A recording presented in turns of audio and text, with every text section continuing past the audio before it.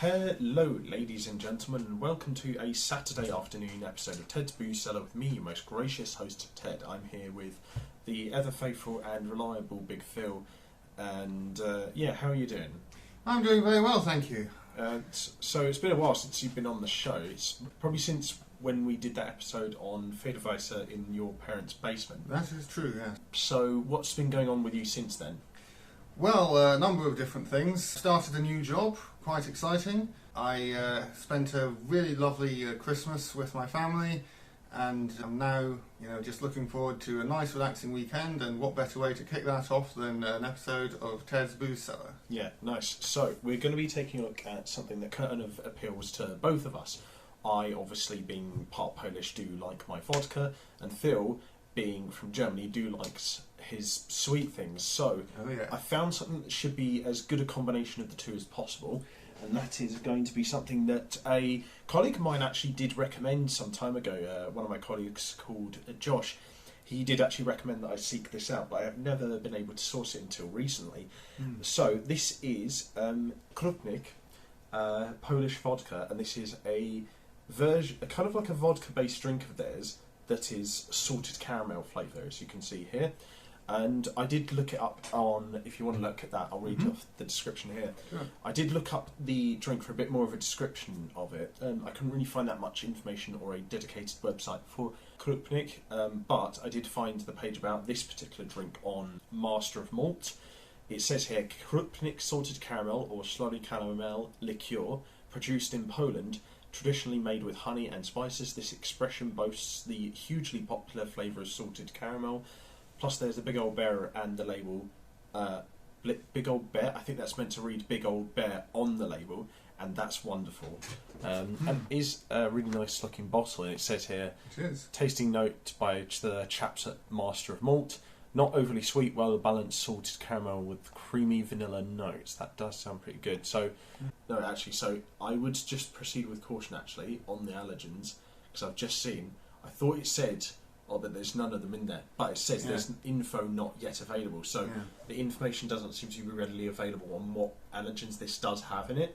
So if you are allergic to anything, do proceed with caution with this, just until you've found out for definite what the allergens are, okay? Yeah, it might well have some milk in it based on the look of the texture and the look of the caramel. Very well likely, so for everyone who is thinking of buying this, check the allergens if you can. Tradycja od pokoleń, that means tradition of Pokoleń, which I believe is a part of Poland. Yeah. Sounds about right. That's. I mean, I don't know much Polish, but I can just about translate that. Now, this will be interesting because I've seen this in Germany all over the place, but I've never had it. It's pretty cheap as well, actually. For like a, let me see here. It was this size of the bottle was not 70 centilitres, is 50, it? It's 50 centilitres. 50 centilitres. So it's a pint, basically. Pint, pretty much, and it was only 10.25. Which, when you consider the fact as well that the alcohol percentage is 16, it's not that bad, actually. I think that's a pretty good bit of value for money. Yeah, that's quite a low alcohol percentage. It's lower than, say, Bailey's by about like 4%. Yeah, Bailey's is considerably stronger, actually, which is amazing because Bailey's doesn't feel that strong at all. It's just like drinking a boozy milkshake. But I will say, I really like the label. I do like those. Yeah, the label is really nice. The design of the glass is really nice, where you've got this outline of like a Polish forest with a bear there as well. The colours stand out really nicely against each other with the creamy, caramelly look of the liquid, along with the white background as black writing and like brown caramelly outline on the label. I think this looks really nice, and I'll give it a 10, honestly. What do you think? Oh, yeah, well, I really love glasswork and stuff, and I know that Polish people do as well. Yeah. And that whole region of Europe and Eastern Germany has a big glass-making tradition. So I agree that having something, and it shows some confidence as well that, any other brand would have this nice pattern on the glass would be on the front of the bottle. But on this occasion, they've put it at the back. It's like they're just that confident you'll pick it up, that you're going to notice it. And if you don't, then, you're lost. So I respect that kind of attitude. So I'm going to go and say the design of the bottle. I mean, the lid is nice as well. So I'll go and say like a 9 out of 10. Okay, nice. And I do like the slight peak in the glass over the front. Yeah, well. It's funny. It kind of looks like the IS-3 tank from World of Tanks, or like the 50 TP, which is actually a Polish tank. So we'll give ourselves a quick snifter of this first. So I'll pour out some shots before we give it a quick snifter so that they're readily available. Right. I'll make it so that each shot is... I'll do 30 millilitres to begin with. It's not the entire shot glass, but it's most of it at least, I think. Let's see what this stuff smells like. So let's sniff it first in the bottle. So, oh yeah. You know what it honestly smells like? It smells like salted caramel yogurt with a vodka-y after smell. I'm not sure how I feel about that, but honestly, it's not that bad. I'm going to give the nose in the bottle probably like a 6.5 out of 10 because it is a bit strange and it's like there's some aspects about it that I'm not really sure about. But I do generally enjoy it, so I'm going to give it like a 6.5 out of 10, I think. Yeah, I mean, it's not particularly strong. I'm struggling to detect too much of a salty caramelly texture. Your reference to yogurt is interesting because to me it smells a bit like the Marks and Spencer's own brand coconut milk Bailey's equivalent. That sounds nice. It is actually really good, yeah. So yeah, what rating are you going to give this in the bottle? As a smell in the bottle, I would say it's a 5. It's good, not stand out. Yeah, I think that's the general rule of thumb, even though our ratings are a fair bit different. I think it is definitively, like, nice, but yeah, you could definitely do better. Anyway, do you want the measuring shot glass with the red writing or the black writing? I'll have the black writing, please. Okay, right, so we've got our shots ready. Now, let's see what these smell like in the glass. Let's give it a quick snifter here.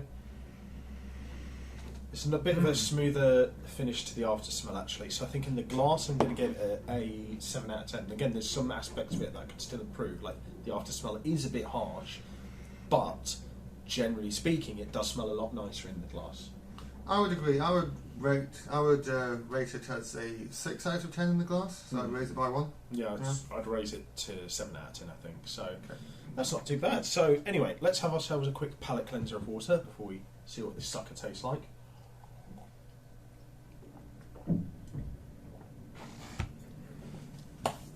Now, on to the most important part of the video, which is to see what this sucker tastes like. So, to everyone at home, we hope you have a good rest of the weekend ahead, and bottoms up. Try it.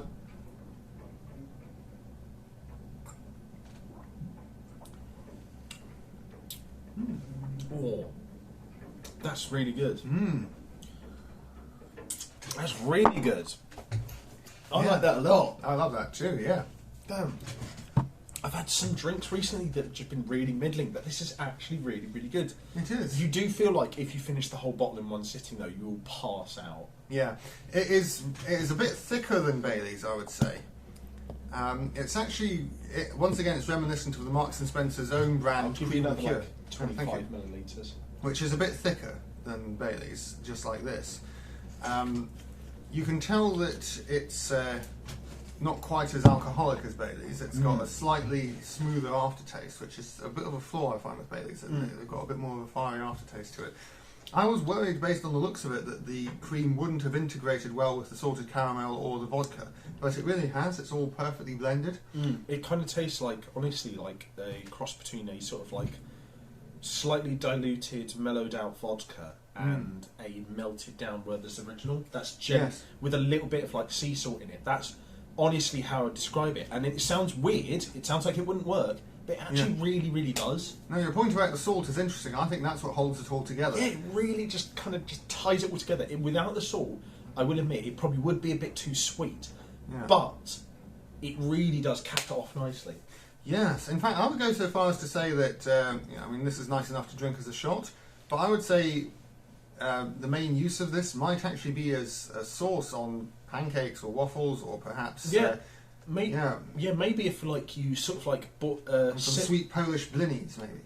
Yeah, but what I was thinking you could do maybe is you could simmer it in a saucepan with like some vanilla extract and a tiny little bit of like either clear vodka or water, and then sort of simmer it up a bit, let it caramelise a little bit, and then chuck in some cornflour slurry to sort of thicken it up a bit. Yeah. Well, I tell you what, this would actually be really great to chuck in when you're making Christmas pudding.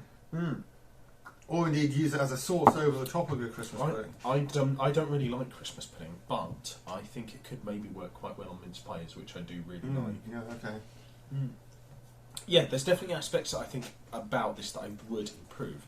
I do think there's a certain touch of the aftertaste that is a little bit harsh in terms of the texture, at least. It's got a slight vodka-y burn that doesn't really contrast quite so well against the rest of the drink. I think that it is a little bit overly sweet, and I think that could be scaled back a tiny bit and add in a little bit more salt or a little bit more of that creamy aspect to sort of counteract that.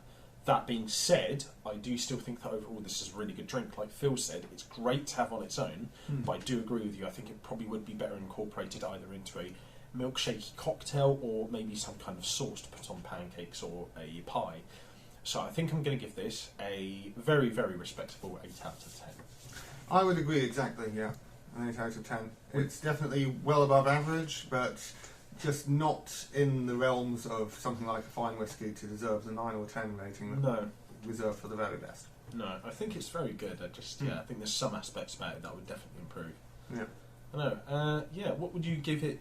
Would you add on anything else to that description? And what is your numerical rating? My overall numerical rating, I would say, is perhaps say a 7.5. It's not my favourite creamy liqueur. No. But I will say it has surprised me overall, I would say. I will say my favourite creamy liqueur is still probably Bailey's chocolate, or the chocolate liqueur that they do at Hotel Chocolat. But oh yes, I will say this is really nice. I think the creamy aspect of it kind of nicely balances out everything. So yeah, definitely give it a shot if you're into sweeter stuff.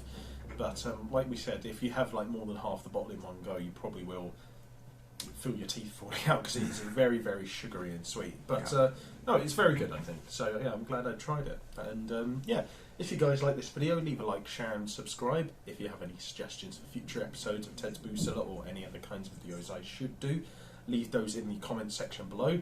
I'll leave the links to my social medias and Phil's book review channel, and I think your DeviantArt account should be in there as well. And then, until next time, have fun, stay safe for whatever you're doing, don't do anything we wouldn't do, drink responsibly, know your limits. Anything else to add? Just that I hope your start to the new year has been as wonderful as mine. And until next time, have fun, stay safe for whatever you're doing, and we'll see you guys at the bar next time on Ted's Booze Cellar. Bye-bye for now.